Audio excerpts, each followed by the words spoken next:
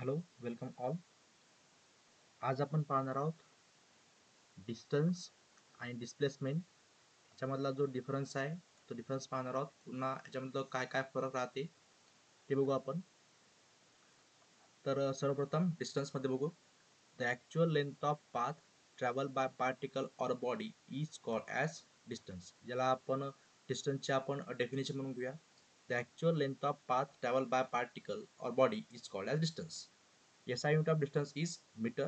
It is a scalar quantity and it has only magnitude and it is always zero or positive. म्हणजे इथं zero पण असू शकते distance आणि positive पण असू शकतं. तर आपण याचा इथे कन्सेप्ट बघूया. सपोज हा ए ठिकाणी पर्सन आहे, ए पासून बी पर्यंत गेलेला आहे आणि बी पासून हा सी पर्यंत गेलेला आहे. ठीक आहे. तर ही जी मोशन आहे, सपोज ही मोशन स्ट्रेट लाईन आहे. सपोज हे जे अंतर असेल, डिस्टन्स जे असेल, तर डिस्टन्स सपोज हे असेल 5 मीटर आणि हे पण 5 मीटर. तर टोटल जे लेंथ ऑफ पाथ म्हणजे A to B, B to C जे जेव्हा ट्रॅव्हल केल्याने हे किती असेल 5 प्लस 5 म्हणजे किती 10 मीटर. तर हे काय होईल त्याचं डिस्टन्स ट्रॅव्हलिंग. तर डिस्टन्स इथे कसं आलाय 5 5 10 इक्वल टू म्हणजे पॉझिटिव्ह आलाय.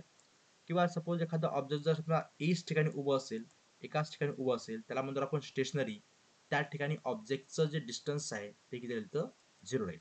म्हणजे ऑब्जेक्ट डिस्टन्स हे एकतर 0 असू शकते, एकतर 0 आयदर 0 किंवा एकतर पॉझिटिव्ह असू शकते. काय डिस्टन्स हे कधीही निगेटिव्ह मध्ये राहणार नाही. म्हणजेच डिस्टन्सला आपण नो निगेटिव्ह, याला कधीही आपण निगेटिव्ह कन्सिडर करणार नाही. हा एक पहिला पॉईंट लक्षात ठेवावा लागतो. नंतर बघा आता इथं या ठिकाणी सपोज त्यांनी आपल्याला एक असं दिलं डायग्राम दिलंय का बघा, की एक स्टार्टिंग पोझिशन आहे. स्टार्टिंग पोझिशन पासून 3 मीटर वेस्ट म्हणजे हा जो आहे पश्चिमेला 3. आपण इथं डायग्राम जेव्हा काढतो आपण तेव्हा ईस्ट, नंतर इकडे वेस्ट, वरती टॉपला नॉर्थ आणि खाली साऊथ. तर 3 मीटर वेस्टला गेलेला आहे आणि वरती पुन्हा 4 मीटर नॉर्थला गेलेला आहे. म्हणजे 3 आणि 4 लेंथ ऑफ पाथ किती होतील 7. म्हणजे टोटल जे डिस्टन्स आहे ते किती तर 7 मीटर होईल. तर डिस्टन्स जेव्हा आपण कॅल्क्युलेट केलं तर हा वेस्टला 3 मीटर गेलेला आहे. किंवा जर सपोज समजा म्हटलं असतं आपण की हा साऊथला 3 मीटर गेलेला आहे. म्हणजे समजा म्हटलं असतं आपण की हा साऊथला 3 मीटर गेलेला आहे, 3 मीटर साऊथला. आणि पुन्हा म्हटलं असतं की पुन्हा 4 मीटर ईस्टला आलेला आहे. तर 3 आणि 4 किती झालं असतं 7. म्हणजे याच्यामध्ये आपण डायरेक्शनचा विचार करायचं काम नसतं पडलं.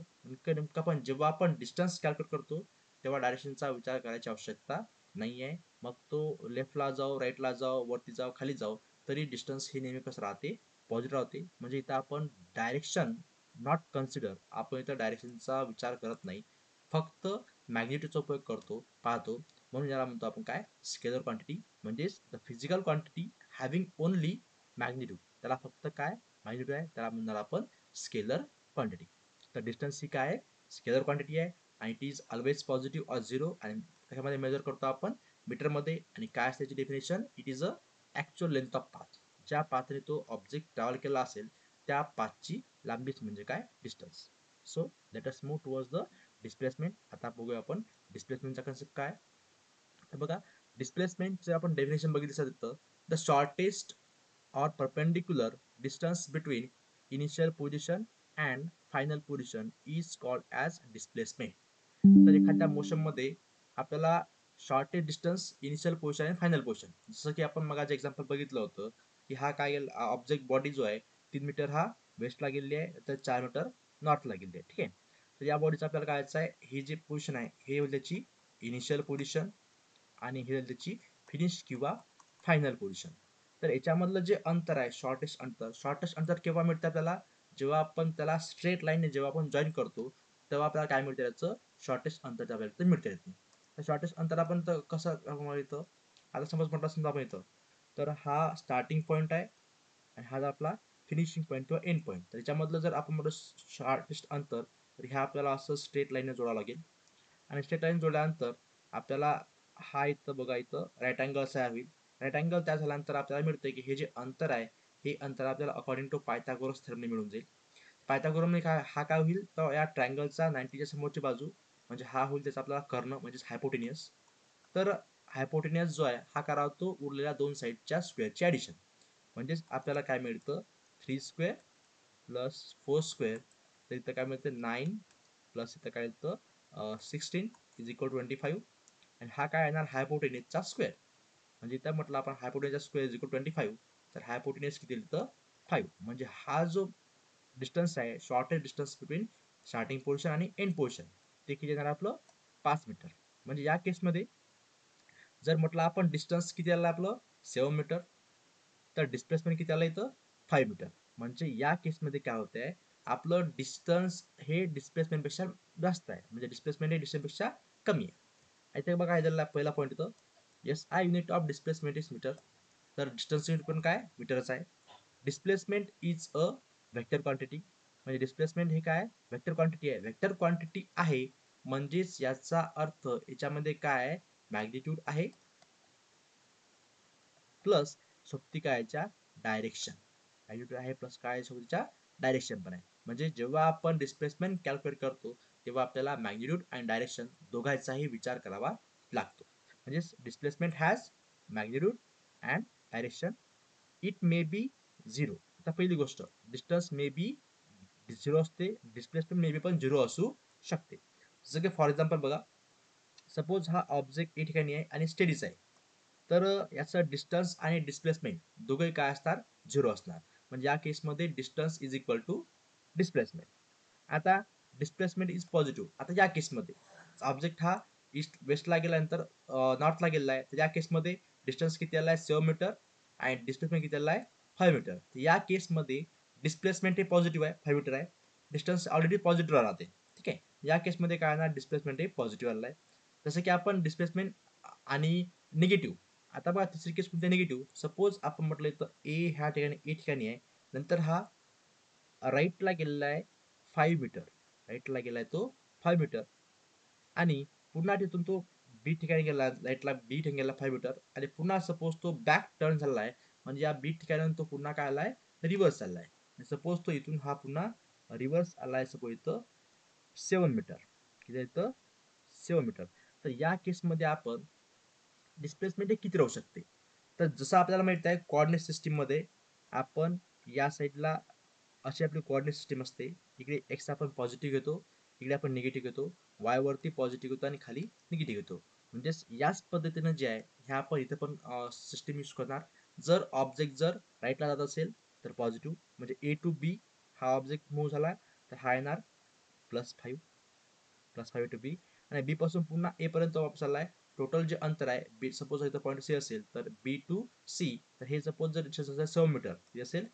7 मीटर तर आपल्याला हे जे बी पासून तर सी पर्यंतचे अंतर आहे तर आपल्याला घ्यावं लागेल -7 because it is move towards the negative x direction म्हणजे याची जर आपण ऍडिशन केली तर +5 - 7 इज इक्वल टू -2 म्हणजे या केसमध्ये डिस्प्लेसमेंट हे कसं आलेलं आहे निगेटिव्ह आलेलं आहे म्हणजेच याचा अर्थ जर आपण ऑब्जेक्ट जर राईटला मूव्ह असेल एक्स डायरेक्शनला त्याला आपण पॉझिटिव्ह कन्सिडर करतो लेफ्टला जर मूव्ह असेल तर आपण निगेटिव्ह कन्सिडर करतो वरती पॉझिटिव्ह आणि खाली निगेटिव्ह म्हणजे याचा अर्थ जेव्हा आपण डिस्प्लेसमेंट कॅल्क्युलेट करतो तेव्हा आपण तिथं डायरेक्शनचा उपयोग तिथं करतो डायरेक्शन आपण तर कन्सिडर करतो प्लस मॅग्निट्यूड म्हणजेच अशी फिजिकल क्वांटिटी त्याच्यामध्ये मॅग्निट्यूड प्लस डायरेक्शन दोन्ही गोष्टी आहे त्याला म्हणतो आपण व्हेक्टर क्वांटिटी आणि डिस्प्लेसमेंट ही याच्यामध्ये आपण डायरेक्शन आणि मॅग्निट्यूड दोन्ही गोष्टीचा आपण तर विचार तर करतो म्हणून ही काय इथं व्हेक्टर क्वांटिटी आहे याच्यामध्ये तर बघू आपण इथं नेक्स्ट क्वेश्चन एखादं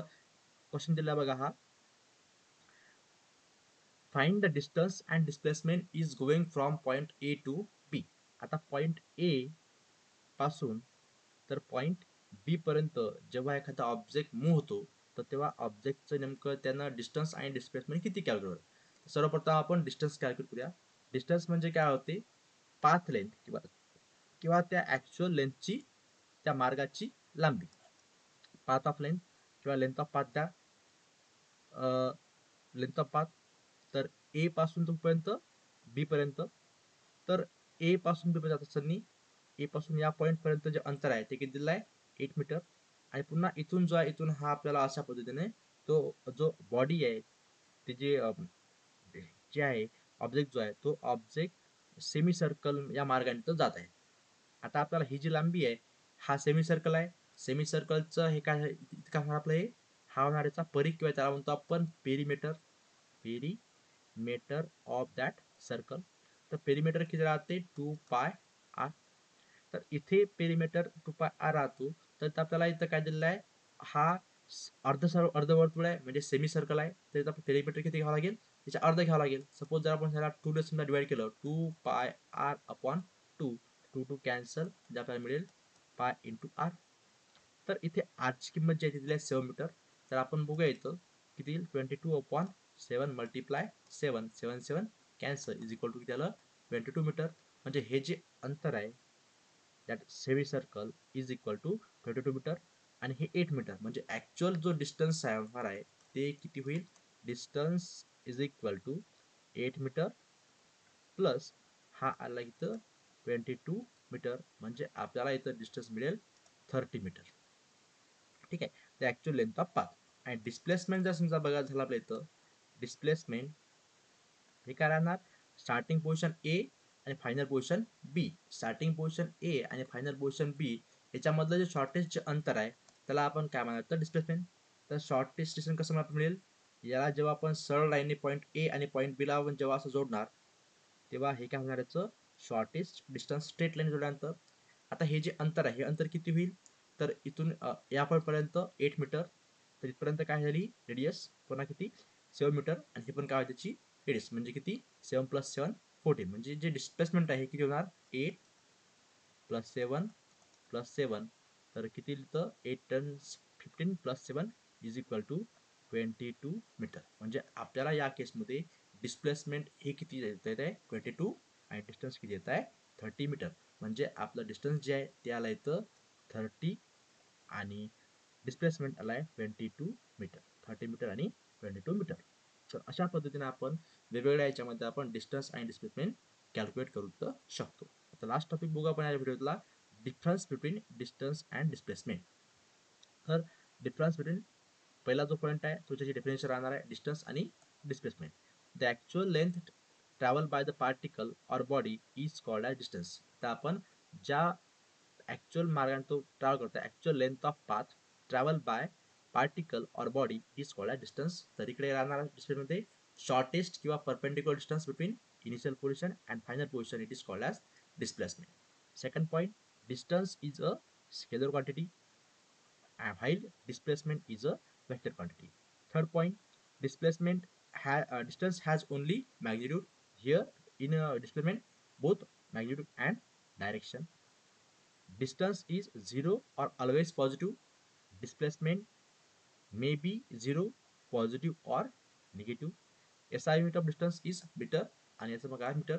आपण सांगू शकतो की इट इज नेवर निगेटिव्ह, हा कधीही नेवर निगेटिव्ह, आणि हा इट मे बी निगेटिव्ह असू शकते. तर अशा पद्धतीने जे आहे आपण इथं हा निगेटिव्ह नसणार, नो निगेटिव्ह, आणि हा निगेटिव्ह असू शकते.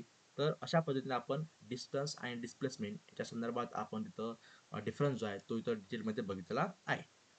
तर तुम्हाला काही जर क्वेरीज असतील तर प्लीज तुम्ही इथं कमेंट करा आणि मला सांगा, आपण त्याला नक्की उत्तर देण्याचा प्रयत्न करू. तर थँक्यू.